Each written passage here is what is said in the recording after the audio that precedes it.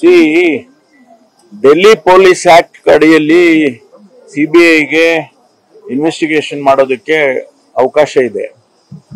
ಅನೇಕ ಸಂದರ್ಭದಲ್ಲಿ ಕೇಂದ್ರದಿಂದ ಅನೇಕ ರಾಜ್ಯ ಸರ್ಕಾರಗಳು ಅವರಿಗೆ ಡೈರೆಕ್ಟ್ ಆಗಿ ಬಂದು ಇನ್ವೆಸ್ಟಿಗೇಷನ್ ಮಾಡೋದಕ್ಕೆ ಅವಕಾಶ ಮಾಡಿಕೊಟ್ಟಿದ್ದಾರೆ ಕಾನೂನಲ್ಲಿ. ಕೆಲವು ಸಂದರ್ಭದಲ್ಲಿ ರಾಜ್ಯಗಳು ಇಲ್ಲ ನಮ್ಮ ಪರ್ಮಿಷನ್ ತಗೊಂಡು ನೀವು ಬರಬೇಕಾಗುತ್ತೆ, ಸ್ಟೇಟ್ ಪರ್ಮಿಷನ್ ಇಸ್ ರಿಕ್ವೈರ್ಡ್ ಅಂತ ಮಾಡಿದ್ದಾರೆ. ನಮ್ಮ ರಾಜ್ಯದಲ್ಲೂ ಕೂಡ ಇದೇನು ಮೊದಲನೇ ಸಾರಿ ಅಲ್ಲ, ಆಶ್ಚರ್ಯ ಪಡೋ ಅಂತದ್ದು ಏನಿಲ್ಲ. ಮೊದಲನೇ ಸಾರಿ ಏನೋ ನಾವು ಮಾಡಿದ್ದೇವೆ ಅಂತ ಹೇಳಿದ್ರೆ ಏನೋ ಉದ್ದೇಶ ಇಟ್ಕೊಂಡು ಮಾಡಿದ್ದಾರೆ ಅಂತ ಹೇಳ್ಬೋದು. ಆದ್ರೆ ಈಗಾಗಲೇ 4-5 ಬಾರಿ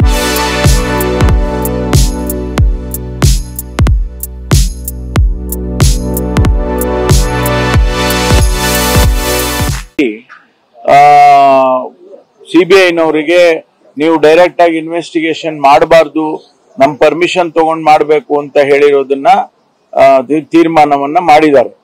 ಅದಾದ್ಮೇಲೆ ಕೆಲವು ಸಂದರ್ಭದಲ್ಲಿ ಇಲ್ಲ ನೀವು ಬರಬಹುದು, ನೀವು ಏನು ಪರ್ಮಿಷನ್ ಬೇಕಾಗಿಲ್ಲ ಅಂತ ಹೇಳಿ ಕೂಡ ಮಾಡಿದ್ದಾರೆ.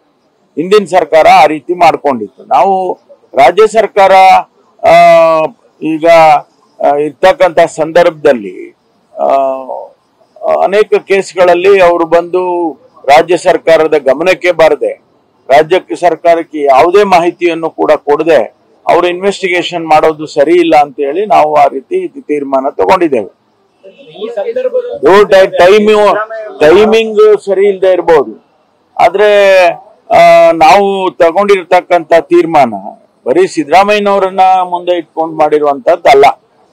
ಇದು ಅಫಿಷಿಯಲ್ಸ್ಗೆ ಅಪ್ಲೈ ಆಗುತ್ತೆ, ಆಮೇಲಿಂದ ಜನಪ್ರತಿನಿಧಿಗಳಿಗೆ ಅಪ್ಲೈ ಆಗುತ್ತೆ.